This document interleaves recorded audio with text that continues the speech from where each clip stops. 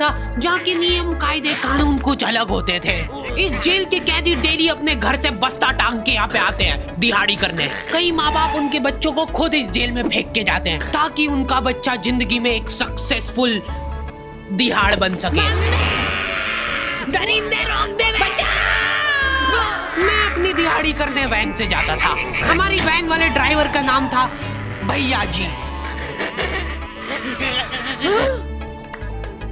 और उसकी वैन का नाम था मैजिक, जिसका हर दूसरे दिन टायर पंचर हो जाता था। बच्चे लोग स्कूल जाके पढ़ना सीखे ना सीखे टायर पंचर बनाना जरूर सीख जाते थे। लेकिन भैया जी से मेरा अलग अटैचमेंट था। उनसे मेरे को दिल से नफरत थी। ये आदमी सुबह 5 बजे आके मेरे घर के सामने हॉर्न बजाता था। अरे भैयू, ओए भैयू, जल्दी से तैयार हो जा बेटा, 5 मिनट में निकलना है फटाफट। 9 बजे का स्कूल है यार हमारा। लेकिन ये आदमी सुबह सबसे पहले आके मेरे को लेता था। उसके बाद हम 3-4 घंटे पूरे शहर भ्रमण पे निकलते थे। शहर के पूरे आखिरी कोने से बच्चे ले लेके आता था ये आदमी। जहाँ पे वैन जा भी नहीं सकती उधर कूदा कूदा के ले जाता था ये, और फिर टायर पंचर हो जाते थे। शाम पड़े वापस से हमको घर घर छोड़ के आता था ये। जिंदगी बर्बाद कर दी थी भैया जी ने मेरी। सबसे पहले लेते थे और सबसे आखिर में छोड़ते थे। लेकिन मैं फिर भी उसी वैन में जाता था क्योंकि चमेली भी हमारी वैन में ही आती थी। और बात यह है कि वो मेरे पास ही बैठती थी, मतलब मजबूरन। उसके पास और कोई ऑप्शन ही नहीं बचता था और मैं बचाता भी नहीं था। मैं घर पे जाते से जो 2-3 घंटे मेरे को सोने के लिए मिलते थे उसमें सोता नहीं था और मैं प्लानिंग करता था कि कैसे चमेली सिर्फ मेरे पास बैठे। चमेली सबसे आखिर में आती थी और मैं सबसे पहले सुनसान वैन में चढ़ के बस्ता अपने पास में रख के और फसर के सो जाता था। बाकी सारे बच्चे अपना बस्ता गोदी में रखते थे क्योंकि तुम्हारे बाप की वैन नहीं है, मतलब मेरे भी नहीं थी। पर मेरे ऊपर भैया जी को तरस आ जाता था कि बेचारा 5 बजे से आया है, तो वो सोने देते थे। अरे कैसे चला रहा है ये गाड़ी? रुक जा, गाड़ी चलाना नहीं आती क्या? देखो, आदमी इतना तभी चिढ़ता है जब उसकी जिंदगी में कोई लड़की ना हो। नहीं है ना? नहीं, मैं समझ सकता हूँ लड़की ना होने का दुख दर्द। मैं भी किसी जमाने में लड़कियों की तलाश में गली मोहल्ले भटकता था। फिर एक दिन मेरे पास से वो निकली। जैसे ही मैंने हैपन खोल के देखा उसकी आईडी मेरे फोन पे चमक रही थी। हैपन ये एक रियल लाइफ डेटिंग ऐप है। यहाँ पे तुमको वो लोग मिलेंगे जो तुम्हारे आस पड़ोस से निकले हो कभी ना कभी। 100 किलोमीटर दूर रहने वाले लोगों से बात करके फायदा ही क्या जब तुम मिल ही ना पाओ। और अगर तुम्हारी घिनौनी शक्ल देख के यहाँ पे तुमसे कोई प्यार मोहब्बत नहीं भी करता है तो तुम फ्रेंडशिप तो कर ही सकते हो फिर भी। So go and check it out happen. Link is in the description. लेकिन मैं सोता नहीं था। मैं आंख बंद करके चमेली के घर का इंतजार करता था। तो क्योंकि चमेली आखिरी में आती थी तो वैन पूरी पैक पुक हो रखी होती थी। बच्चे बाहर उबल रहे होते थे और मैं अपना बस्ता पास में रख के एक्टिंग देखो एक्टिंग। और जैसे ही वो आती थी, हड़बड़ाना नहीं, ऐसे टाइम पे हड़बड़ाते नहीं है कि फटाफट बैग उठाया और आओ इधर बैठो जल्दी। मत करना ये हरकत, भाग जाएगी वो। ठरक नहीं झलकना चाहिए जरा सी भी, एकदम सटल रखना है। क्या हुआ? और कहीं जगह नहीं है क्या? तेरे मुंह में मूत दूंगा मैं। अच्छा ठीक है, इधर ही बैठ जाओ। देख रहे हो एक्टिंग देखो तुम लौंडे की। ना जाने कौन सी नशीली खट्टी मीठी खुशबू लगा के आती थी चमेली। आज तक उसकी खुशबू है मेरी नाक में। मैं वो खुशबू का पूरा मजा ले ही रहा होता हूँ, इतने में एकदम भभका बास आती है निकाह से। जैसे ही मैं बाहर जागता हूँ मरा हुआ कुत्ता पड़ा है वहाँ पे। एक काली कार सूख करके निकली और मेरे बच्चे को मार दिया। कैसे करके निकली? शूक। ऐसे नहीं निकली थी, मैं यहीं पे खड़ा था, वो कार आई थी और जैसे ही वो बच्चा नीचे आया तब वो खड़ा, वो बच्चा चिल्लाया और फिर कार करके भाग गई। उधर कुछ बच्चे ऑटो रिक्शा से भी आते थे स्कूल। ऐसा लगता था कि पूरे स्कूल के बच्चे इस एक ऑटो रिक्शा में ठूस ठूस के ले जाता है वो। ये ऑटो वाले और भैया जी दोस्त थे और अब ये बीच सड़क पे रेसिंग लगवा रहे हैं। इनकी गाड़ियां उबला रही है बच्चों से, पर फिर भी नहीं मान रहे ये लोग। नहीं जीतूंगा। स्कूल जाके वो पीछे मुलट के देख रहा है तो एक बच्चा नहीं बचा उसके ऑटो रिक्शा में। हमारे भैया जी बेचारे पीछे से उनके गिरे हुए बच्चों को उठा उठा के ला रहे थे। ये सब हरकतें करके हम लोग जैसे तैसे कैद खाना पहुंच जाते हैं। सुबह 5 बजे से निकलने के बावजूद हम लोग लेट पहुंच रहे हैं। वहाँ पे पहुंच के हमने देखा कि 4 लौंडे मरे हुए पड़े हैं। जिनको डॉन ने मारा है। डॉन हमारे स्कूल की इंचार्ज थी। डॉन का कद छोटा था और पेट मोटा था, और आश्चर्य की बात यह है कि समय के साथ उसकी हाइट कम हो रही थी। मतलब बड़े नहीं बड़े वो चलता एक बार को, पर इसकी कम हो रही थी। डॉन बहुत स्ट्रगल करके कार से स्कूल आती थी खड़े होके, क्योंकि बैठ जाए तो उसको सामने की सड़क नहीं दिखती थी। वो अलग बात है, खड़े होके भी पूरा नहीं दिखता था। हर रोज 2-4 कुत्ते कुचलते हुए आती थी वो। फिर मेरे को समझ आया कि रास्ते में जो कुत्ते दिखे थे वो डॉन इस कैद खाने में छत पे बैठी रहती थी स्नाइपर लेके। कोई भी कैदी कुछ गलत गतिविधि करता हुआ दिखता था तो वहीं पे, मैडम इनकी लाश का क्या करना है? अरे ये तो आपको पता ही है। कहाँ रह गए थे यार झमू दीदी, फटाफट ये खून वून साफ करो।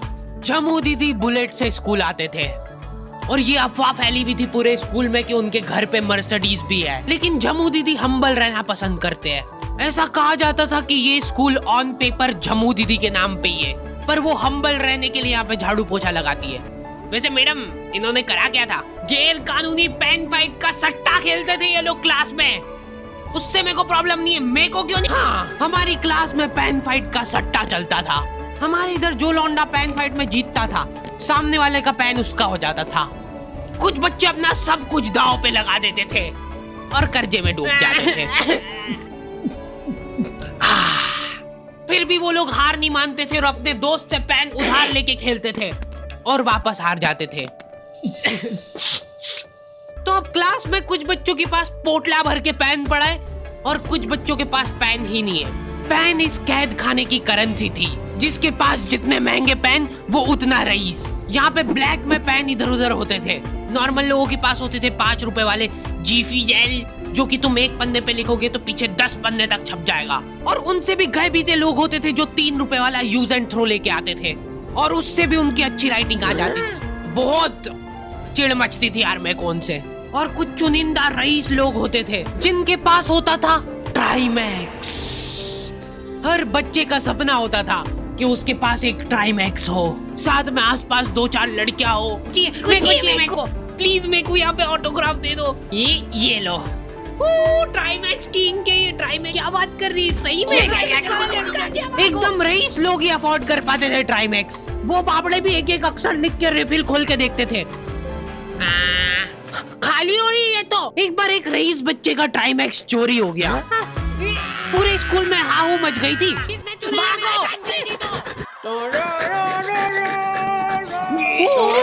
वो देखो, उस दिन हमको पता चला कि वो आदमी दौड़ भी सकता है। हमारे स्कूल में कुछ भी कांड हो रहा है, ये आदमी सबसे पहले दौड़ के आएगा। पूरा बैग खोल चोर, और बच्चों के बैग चेक करेगा। स्कूल वालों को भी इसकी सैलरी देते वक्त सबसे ज्यादा आखरती है। सैलरी किस चीज की? इस आदमी की शक्ल देख के ऐसा लगता था कि ये स्पोर्ट्स की आड़ में वैन वालों के साथ मिलके बच्चों की स्मगलिंग करता है। इस महान आदमी का नाम था भूषण। इसने अपनी जांग पे टैटू करा रखा था, भू अलग जांग पे, सड़ अलग जांग पे। सर कल से खो खो खेलने के लिए कितनी बजे आना है? वो तो बैग चेक करा पहले तू। इन्होंने पूरे कैद खाने के कैदियों को लाइन से खड़ा कर दिया है। पेन हमारी क्लास के बच्चे का गुमा है और पूरे स्कूल में ढूंढ रहे हैं लोग। आखिरी में पता चलता है कि वो बच्चा घर पे भूल के आ गया था उसका पेन। सॉरी बेटा, एक फेड में मुंह देगा।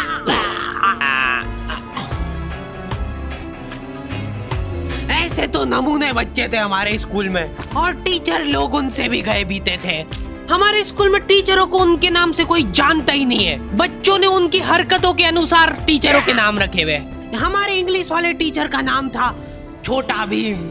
इससे चिड़चिड़ा आदमी मैंने आज तक नहीं देखा। छोटा भीम की हॉबी थी लड़कों को कूटना। उस बेचारे की हाइट छोटी थी तो बच्चे के मुंह तक उसका हाथ ही नहीं पहुंचता था। बेचारा उचक उचक के मारता था, फिर भी कमर तक ही हाथ पहुंच पाता था उसका। एक पॉइंट पे मेरे को ऐसा लगने लग गया था कि उसको सैलरी लड़कों को कूटने की मिल रही है। कभी किसी बच्चे को बहुत ज्यादा मार दिया, घायल हो गया वो बेचारा, ये लो आपका एक्स्ट्रा बोनस।